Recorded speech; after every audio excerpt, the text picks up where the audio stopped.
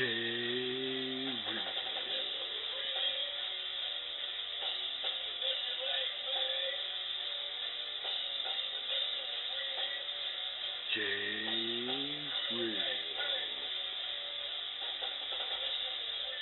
Welcome to the Average Joe Sports Talk Show. I'm your host, Jay Real, bringing you a Tuesday edition of the show. Now, we're going to start out with NFL because there was a lot of things going on this weekend and into Monday Night Football. And one of the things that we noticed right away is that the Chicago Bears are playing ball. These guys are focused, they're kicking butt, taking names, and they're not taking any crap from anybody. Their quarterback's playing well, defense is looking outstanding, the receivers are balling out of their mind. This team is looking well-rounded from all angles, all avenues. So, kudos to the Chicago Bears. You guys are looking great. What team is not looking great? My Steelers. My Steelers have lost 3 games, and I know it's only the 3rd season, and many of our fans out there will say, hey, don't overreact, don't jump to conclusions, but I said it in the second game of the season that our Steelers looked lost. They looked like there's no continuity in the team, and it even was worse this last week. I'm talking turnover after turnover, no help on the offensive line whatsoever. Our defense is struggling, is trying to keep us in the games, and it's just, we look totally lost, totally out of our element. We look like we don't even know what kind of football we should be playing anymore, and that is not Steelers football. Tomlin, our coach, needs to figure things out real quick, because I'm not saying we should be shouting for anyone's job at this time, because Tomlin is a great coach, won us a Super Bowl. He deserves a chance to figure things out, right the ship. But I'm going to tell you, folks, there's a lot of Steelers fans out there, or so what they call Steeler fans, that maybe just love wearing the gear and looking sharp and being very obnoxious as far as sports fans go, because all of us Steeler fans are that way. But a lot of fans are going to start clamoring for heads to roll if we do not start winning games and if the ship does not right here. I am not going to be on that ship, though, because I believe that through injury and through not making cuts and changes to the team's roster a year or two ago is why we are where we are now. We're too old in a lot of positions. We're injured all across offense and defense. We're not giving any time for Big Ben to make his plays and do what he does. So we're totally sinking the ship right now. And as a Steeler fan, it's hard to watch, it's hard to swallow, but as a real fan, you don't jump ship. You ride it out, and you hope to God that things get turned around, and that's what we're going to do right here. Steelers, turn things around. We believe in you. We're behind you. Okay, Peyton Manning came out on Monday night and threw for 3 more touchdowns. This guy has more touchdowns in the first 3 games of the season than any other quarterback in history, or at least modern NFL. It's amazing what this guy's doing, but hold up, slow up, pump the brakes, folks. I've been hearing this talk about Peyton Manning, and we've been hearing it for years, I know, but this year it's been off the charts as far as Peyton Manning is the best quarterback to ever play in the NFL. Really? I mean, come on. The guy has 1 Super Bowl. He has a losing record in the playoffs. How in the world are you going to even... And who are these people? We got sportscasters. We got sports personnel. We got even ex and present NFL players that will all jump aboard and ride this guy, saying that he is the best quarterback ever to play. And I'm going to say that is ludicrous, ridiculous, asinine, moronic, whatever you want to call the term, because you cannot say that about a man that's won 2 Super Bowls. Jeez, he's not even the best quarterback in his family. His brother Eli has 2 Super Bowls. And I guarantee you, if Eli Manning doesn't win another Super Bowl, and neither does Peyton, which it's not looking that way, but if that were to be the case, you would have a brother that has 2 and another one that has 1 with a lot of good stats. Now you tell me which quarterback you'd rather be. 2 Super Bowls one Super Bowl with some good stats. I would go two all day long to have two big fat rings on each hand. So all we're going to say is, can it end up being that way? Possibly. I don't think so, because I don't believe that there's no way on the earth that Peyton Manning's going to win 3 or 4 more Super Bowls in his career. He might get lucky and get one more. One more. He might be able to squeeze out one more. So what level of competition could we look at with that? Well, you've got John Elway has 2 or 3, I believe. You got Eli Manning, his brother, has 2. You got Ben Roethlisberger has 2. You have, let's see, Flacco just won one, so he's right there. You got Drew Brees. You got the lucky Patriots with Tom Brady ripping off 2 Super Bowls from the Raiders.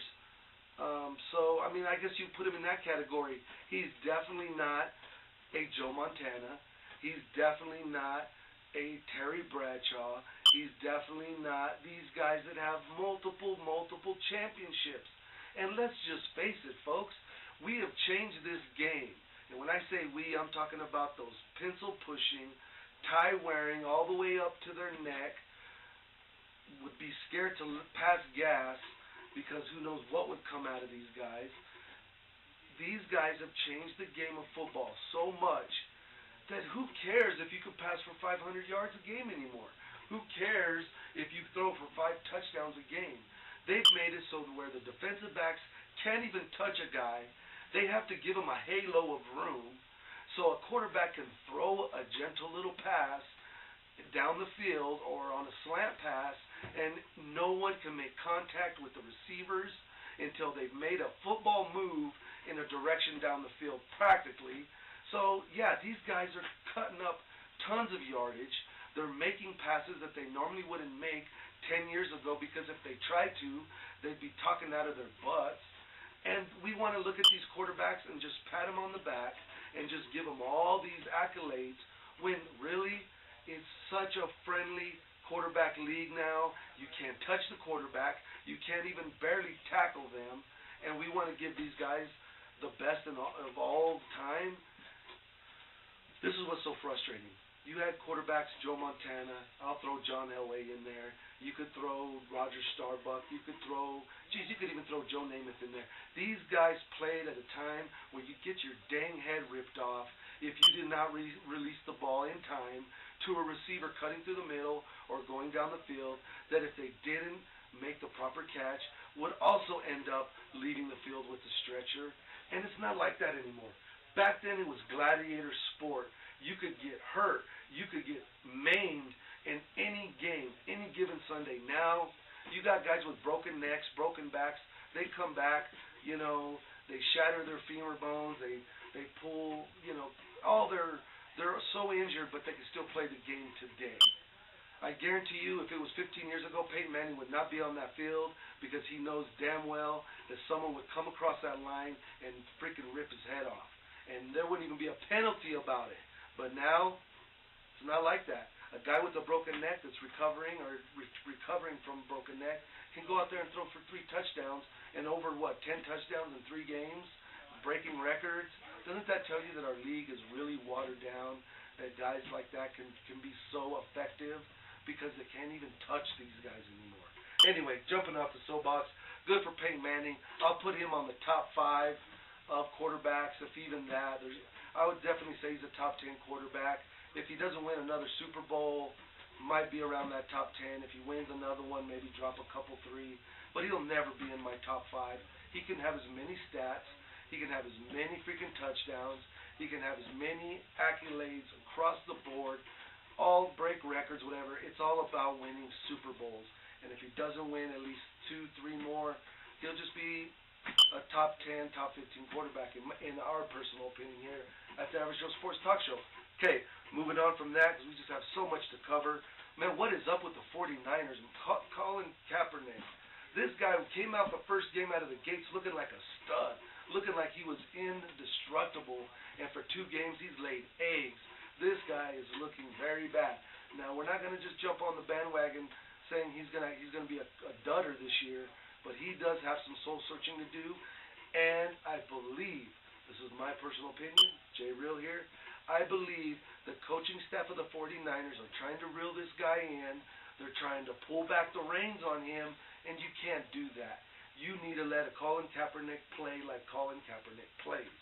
This guy uses his feet, just jiggles around back there in the pocket. If he feels like he got to go, he goes.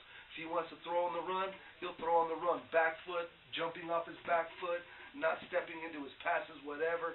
This guy is a wild stallion on the field, and I feel that they're trying to corral him in, take him out of his element, take him out of the way that he plays football, and that's the price they're going to pay. He's not going to be successful. He's not going to have those big plays, and he's not going to run for big yards because they're trying to corral him in. That's just my personal opinion. I don't know. Let me know. Let us know on the Peyton Manning situation, and let me know on the Colin Kaepernick situation by your comments and feedback, and we'll talk about them on the next show. But that's our opinion, and I have to tell you, I'm impressed with the Raiders. I mean, Terrell Pryor, this guy is a baller. He's coming to play. He did lose, but it was to the Denver Broncos. Any way you look at it, this guy is playing pretty well for coming in and trying to lead this team. So kudos to the Raiders and their new quarterback. So moving on real quick from NFL, we're going to touch base real quick with the story that came out of Major League Baseball. The Dodgers clinched to go to the playoffs against the Arizona Diamondbacks. And if any of you do not know, they have a swimming pool that's set up at the stadium on the backside there. And I'm sure it's for fans and people to have fun or whatever. The Dodgers win, they clinch, and they all run out there and just basically jump in the swimming pool. And that pissed off the Arizona Diamondbacks because now there's rumors that the Dodger players were peeing in the pool and just creating this big old mess out there. And I have to say, hey, you know what?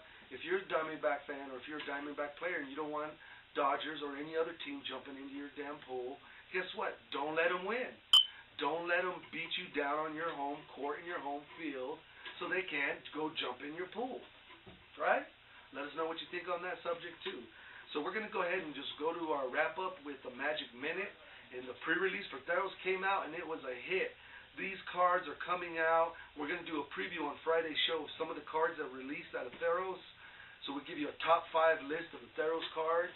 But, man, you're talking action. You're talking great tournament play, great deck builds. We couldn't be more happier for the Player Zone and their turnout for the tournament for pre-release. And we have to also let you know they do have all the gaming supplies, autographs, memorabilia, sports cards, and a huge, amazing collection of comic books all the way from the 40s to present time. These guys have it all. So if you're interested in gaming, learning how to play Magic, Yu-Gi-Oh, whatever, the video games, they have little handhelds. They specialize in grading, looking at comic books, letting you know what you have. There's no cost. Can't beat it, folks.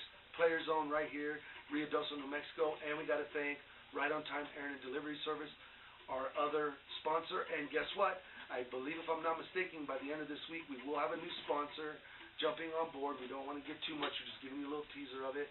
But it's going to be an awesome business, awesome sponsor as well. We're going to bring you some footage of that business and, boost them up in our community because it's a great business. We just want to see it grow tremendously. But for right now, the winners of the tournament for last week, it was a modern tournament, and yours truly right here, Jay Real, knocked it out. I was able to take first place in that tournament. I've been practicing. I've been learning. The Player Zone got me pumped, and I actually won my tournament. I'm so pumped up about that. We have Chris, I believe, took second place, and Pinky third place. So you just got to be excited for those guys. Pinky's a local, took second, and wrapping up with Chris taking third place for this last week's tournament. So what do we got going on this week for Magic at the Player Zone? It is the Theros release party. Come on in, check it out. They're going to have Theros packs, Theros Fat Packs. They're going to be building decks, and it is going to be a draft tournament. $15 entry fee. You're going to open your packs, pick out the cards you like, and then pass them. Pass them. It's going to be a great time. Looking forward to it. But for right now, we're going to sign off. Thank you so much. Peace and much love. Jay Reel's going to say see you on Friday's show. Don't miss it.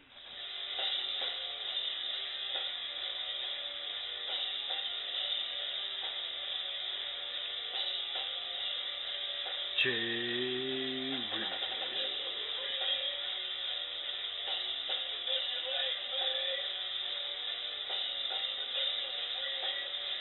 Jay Reel.